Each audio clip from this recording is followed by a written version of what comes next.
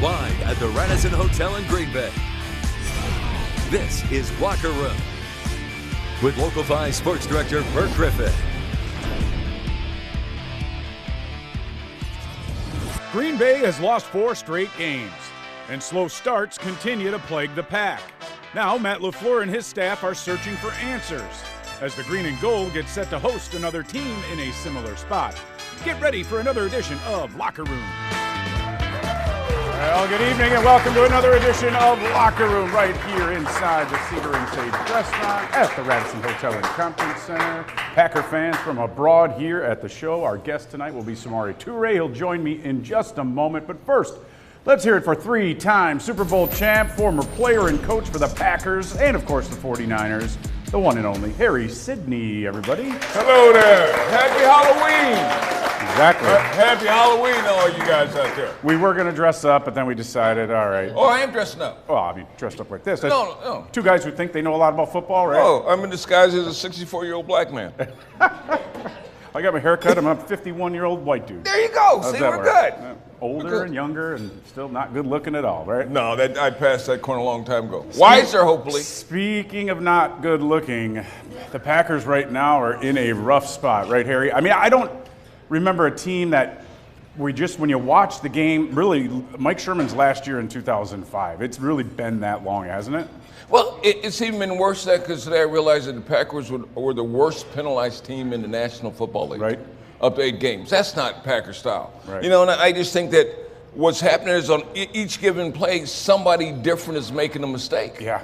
It's not, you heard that 1/11th, well, on their plays, there's like 6/11s that aren't doing the right things. Yeah, and you that's all it can't win. takes. That's all it takes is one breakdown. It's cliche, but it is so true, especially in football. One weak link in the chain, and the chain will break. And not only weak link, but then when there's opportunities for plays to be made, they aren't being made. Right. And when the line is so fine, you have to deliver when you get a chance to deliver, and unfortunately, that hasn't happened. Well, the biggest news of the day, obviously, the Packers are off because it's Tuesday. They trade Rasul Douglas to the Bills. Now, I think getting a 3rd-round pick and giving up a 5th, not a big deal, because when you look at other guys out there that got traded, you just don't get nearly as much value back. But what message does that send when a veteran leader like that, like we're not in the locker room, but on the surface it felt like Rasul was, I don't want to say the heart and soul of defense, but between him and Preston and Kenny Clark, those guys were really the guys, right? Yeah, it was leadership. I mean, Rasul Douglas, when he came on the scene, we still think back to the play he made in Arizona. And different things. And you hear his voice. And then you also see in the game this past weekend, the touchdown, he's looking for somebody else to come in. Yeah. And the guy that way, he might be in the locker room, and I don't know this, but a lot of times he's like sometimes speaking truth, and people don't want that truth at this particular moment. Yeah. Well, he was, especially after this loss. Yes. We had to bleep out quite a few words that he said, but he was speaking from the heart, and you could feel it. And I'm just saying, though, I don't know if that sends. I mean, I know Goody's got a plan, I'm sure, but at this point, I don't know if that sends the right message. Well, it all depends on who gets ruffled. Right. Not saying anybody got ruffled, but on the other hand, you got a guy that's talking like he played like he did last year. Right. And he's not doing that in Jair Alexander. He's not making the plays. Yeah. And who knows, but the fact is they're not playing well, and maybe this is a signal for everybody else to go, you know what? Yeah. And look, for really the 5th straight game, but 4 straight losses, they did hardly anything in the first half. The Vikings get on the board with a touchdown. They've got only a field goal to show for themselves. And then they eventually, in the second half, it's almost a 14-point swing. They finally get the ball moving. Jaden Reed doesn't catch that ball, and then it goes the other way, and then boom, one pass play. Now it's 24-3, and you're just like, I could hear every lawnmower in my neighborhood start at that moment. But here's also the thing: near the end of the game in the 4th quarter, when they were down for 14, they got a turnover. They had opportunities at that moment to make it a game, and they just needed a guy to make a play. And unfortunately, what's happening? Guys aren't making plays at the regularity that they need to make plays when you're in competition with another NFL team that's good. Well, and as good as the Vikings were trending upward by beating the Packers, being 4-4, they lose Kirk Cousins for the year. That's just terrible for them. And you know what? Now it's really the Lions division to lose. Let's be honest. And I don't think they will. In many ways, it was line division to lose anyway because they're playing that good. They're consistent. Yep. And that's what's not happening with everybody else. You got the Bears, you got the Packers, Vikings, you got Detroit. All right, it is time now for our U.S. Cellular call of the game. The Packers had cut that deficit to 24-10, but the Vikings were trying to make it a 3-score ball game with a field goal. But Carl Brooks, he got plenty of push blocking the field goal. Jonathan Owens caught the deflection, had a solid return. Carl Brooks with our U.S. Cellular call of the game. Special teams does matter, and they actually put Green Bay in a position to get back in the game. Unfortunately, they had 3 straight turnover on downs to finish the game. Consistency. And that's what the Packers offense is lacking right now, is just consistency. And you don't know whether that's play calling, which is a question, or whether just, you got the big threat Aaron Jones not touching the ball till later on when you say, why isn't he not touching the ball? Right. Well, we'll see, and we'll hear more from one of the Packers players when we come back on Locker Room. Packers wide receiver Samori Toure is in the house. We'll have him right here at the Cedar and Sage restaurant in just a couple of minutes.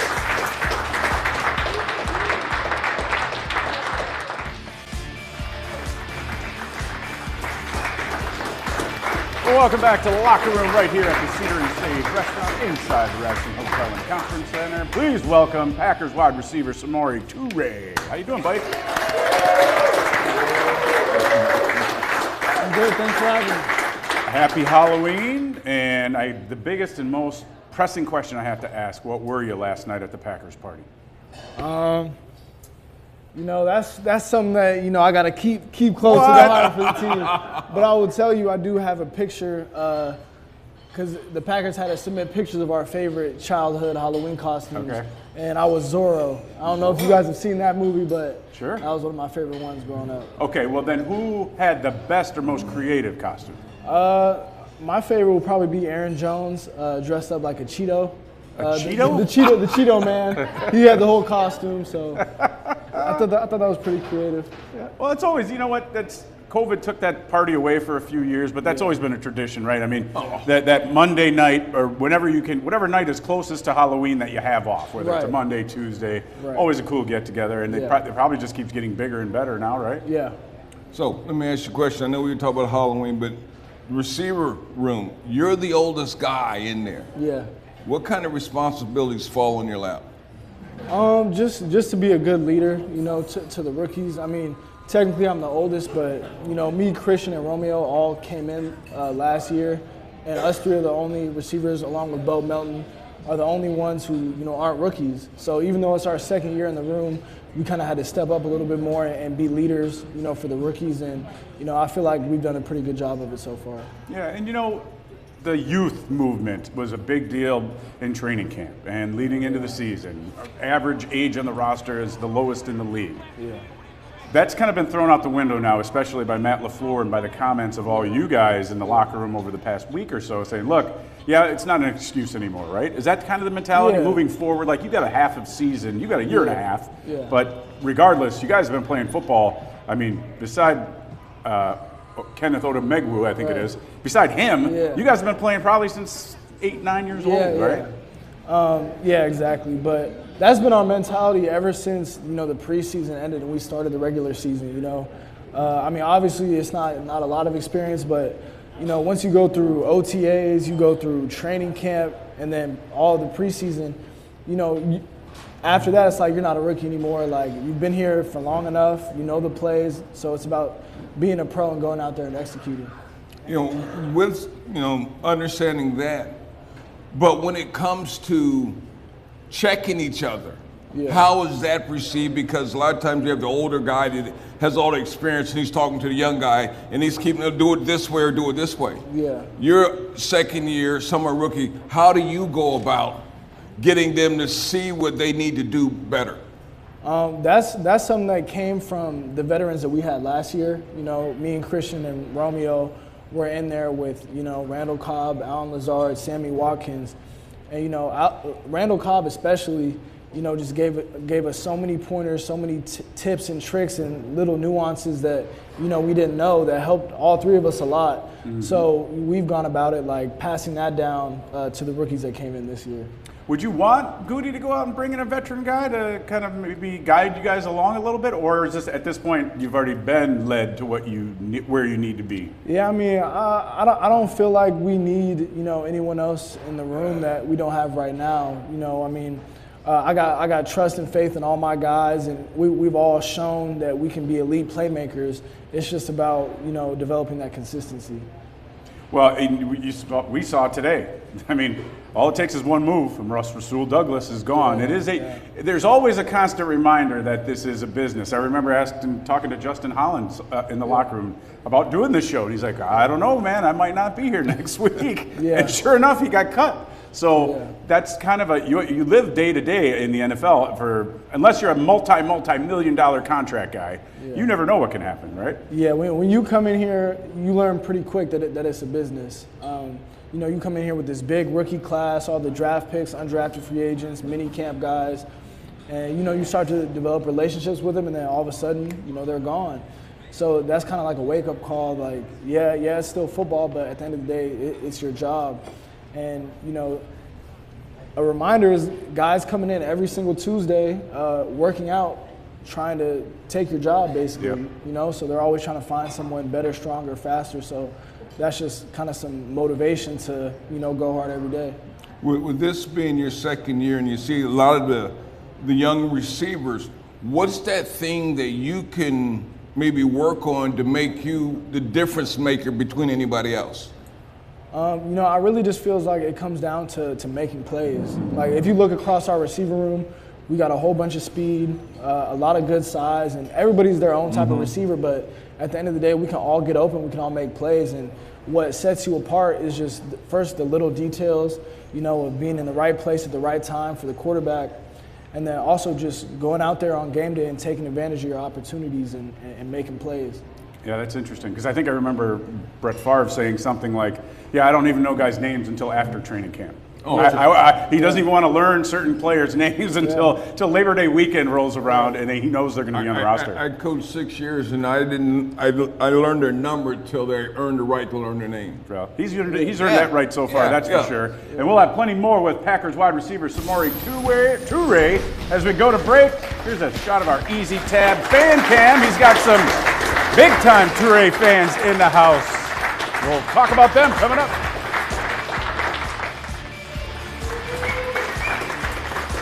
Welcome back to the locker room right here inside the Cedar and Sage restaurant at the Radisson Hotel and Conference Center. Packer wide receiver Samori Toure is our guest tonight. What do you guys talk about in the locker room when it's 2-5, or is it just business as usual every single day where you got to put it behind you real quick and move forward and look ahead? We have similar, talks in the locker room. It's always tough when you stack a couple losses in a row, because then it kind of sounds like a broken record a little bit, saying the same things, coming out slow in the first half and then not making enough plays in the second half, So the main talk is really just to stick together. That's the only way you can really make it through tough times like this. And at the end of the day, there's a lot of season left, so that just means a lot more opportunity to get back on the right track. With a lot of season left, as a receiver, a lot of times we see running backs run and they wind up fumble because they try to get more yards than they can. Yeah. How do you stop yourself from trying to make the great play instead of just making the everyday play? Yeah, I mean, that's one of the things that we talk about all the time is, don't try to do too much. Yeah. That's how you end up, messing up when you try to do somebody else's job for them and try to get 30 yards instead of, 15 yards and being risky, So it's just about doing your job, your 1/11th that we like to say, and trust the man next to you to do their job. Well, what do you know about this Rams group? I mean, they're in a very similar situation. They're chasing both Seattle and San Fran in their division, hovering a little below 500. They knew they were going to be in a rebuild after going for it all and winning the Super Bowl a couple years ago. Right. But they're going to be just as hungry as you guys are, right? Yeah. And that's the thing about the NFL. You can look at teams' records and see certain teams, but at the end of the day, it's so close every week. the difference between the best team in the league and the worst team in the league is very small, or smaller than the average, fan might think. So, every week we got to look at it like they're a worthy opponent, and they definitely are. And they got a little extra because, like you said, they're in the hunt just like us. So we're looking forward to seeing them at home. They're in LA, so they're used to that good weather, that warm stuff. So we're lucky we got them in Green Bay in November. Yeah. So with that, and I'm sure Money was Tuesday, you guys have watched film. What does your secondary look like? They have a pretty good secondary. There's not a lot of names that would pop out to you like this dude's an All-Pro or a Pro Bowler, but they have very solid players at each position. I think their best position, honestly, is that D-line. That guy. Yeah. Him. I don't even got to speak his name. You guys know who it is, but he's a huge difference maker, and we're going to definitely have to stop him if we want to succeed against the that's Rams. definitely the case. All right, it is time to go in the locker room, where we literally go in the locker room on Locker Take a Room trip. with Cam is There, presented by Oneida Nation.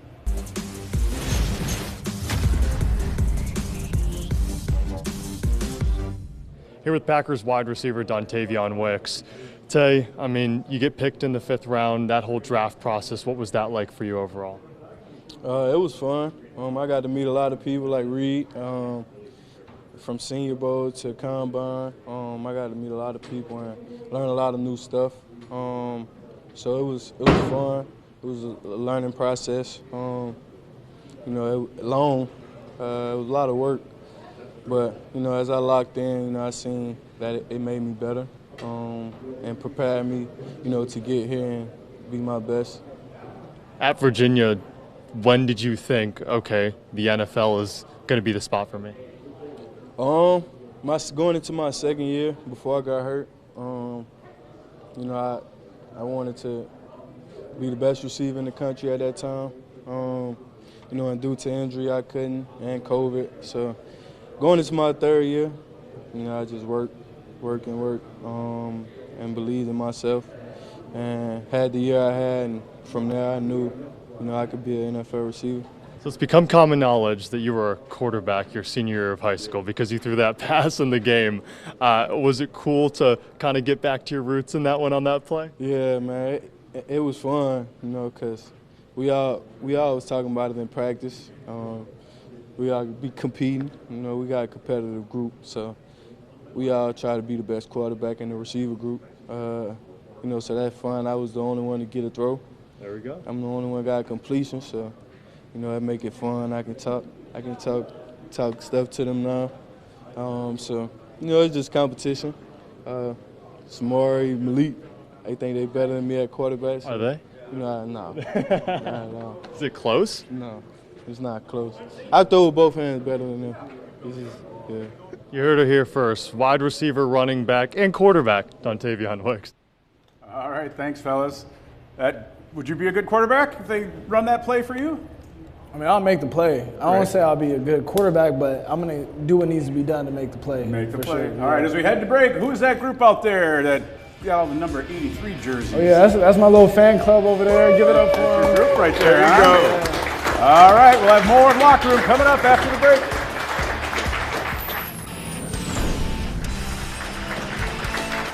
Welcome back to the Locker Room. We have James Vanderburg from Kaukauna and Lisa Kelly from Pembine enjoying the best seats in the house, courtesy of Viper Industrial. Stop on the show. You get to sit right next to us and get a picture with that guy right there at some point in time, right? All right. This game is pivotal for both teams. Our keys to the game are brought to you by the dispensary. First and foremost, get some pressure on Matthew Stafford. He can still slice you up, doesn't maybe have the weapons at wide receiver that he's had in the past, but still very good. You got to block Aaron Donald up front and start fast and find that end zone in the first half. What do you think, Samori? I think first and foremost, don't turn the ball over on offense and create turnovers on defense. Get field position in special teams, and like you said, the most important thing is to get in that end zone. Yeah, it's a three-phase game. You guys have a blocked field goal this past week. Maybe you can bust one on a punt return or a kick return. We shall see. All right, big round of applause for Samari Toure for stopping out tonight. For Harry Sidney, I'm Burke Christian. Thank you for tuning in to another edition of The Locker Room.